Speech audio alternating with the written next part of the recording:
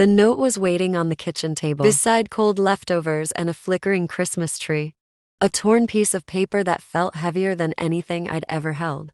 I thought I was coming home to family. Instead, I came home to silence and betrayal written in black ink. We used your $8,500 for the family cruise. Take care of Grandma. No apology. No shame, just instructions. Grandma sat across from me, eating slowly, her fork scraping the plate in a steady rhythm. She looked smaller than I remembered, like the house itself had begun to swallow her. When I asked if they'd called, she shook her head. They'd left yesterday morning. The ship wouldn't wait. That's when the timeline hit me. They'd taken my money days ago and never planned to tell me. I'd been the dependable one for years, the savings account with a heartbeat. Around the kitchen were traces of them. Half-empty wine glasses, a lipstick-stained mug, an ornament I'd made as a kid, still hanging crooked on the tree. It wasn't just quiet, it was abandoned. Grandma slid an envelope toward me. Inside were receipts charged to her pension, gas restaurants, online orders just for a while. She said softly, repeating my mother's promise to put it back. I didn't scream. I didn't cry. I lined up the receipts beside the note and felt something shift.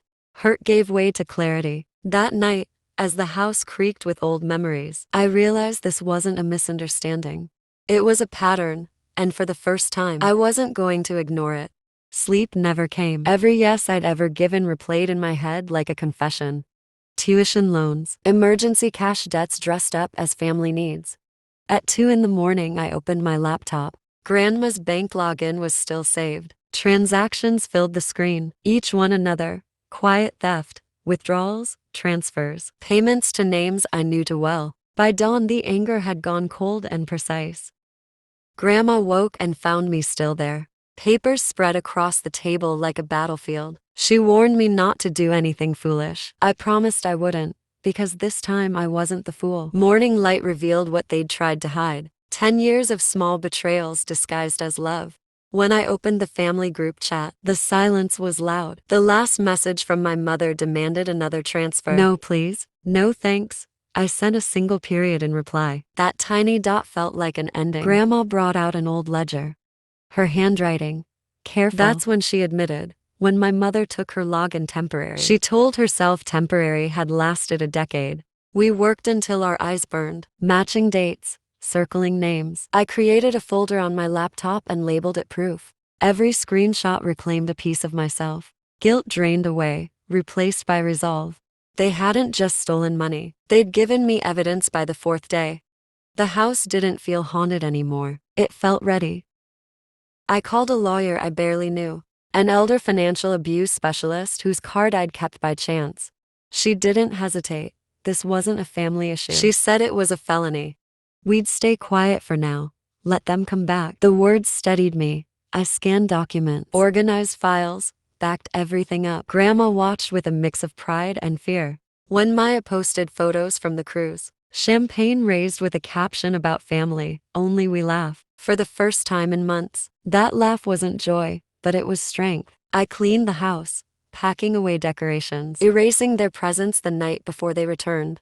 I drafted an email titled Formal Report Elder Financial Abuse. I saved it as a draft. Knowing it was ready was power. Snow fell thick outside as I imagined them coming home. Loud and careless, Grandma asked if they'd feel bad. She answered herself. Guilt was a luxury they'd spent long ago. In the morning, I set the table like it was Christmas again. Calm, deliberate waiting.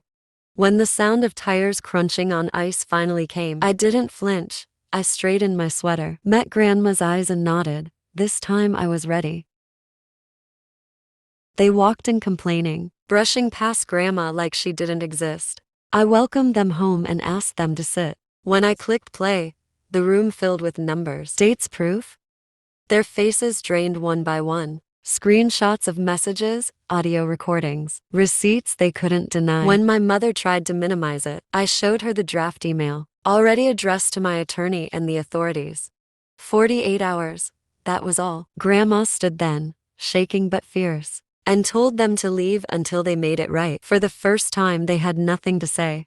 When the door closed behind them, the silence felt earned days later. They begged. I forwarded everything to the lawyer. Restitution came quickly, along with consequences they couldn't outrun. I didn't celebrate. Justice isn't fireworks, it's quiet relief. We moved into a small apartment filled with light.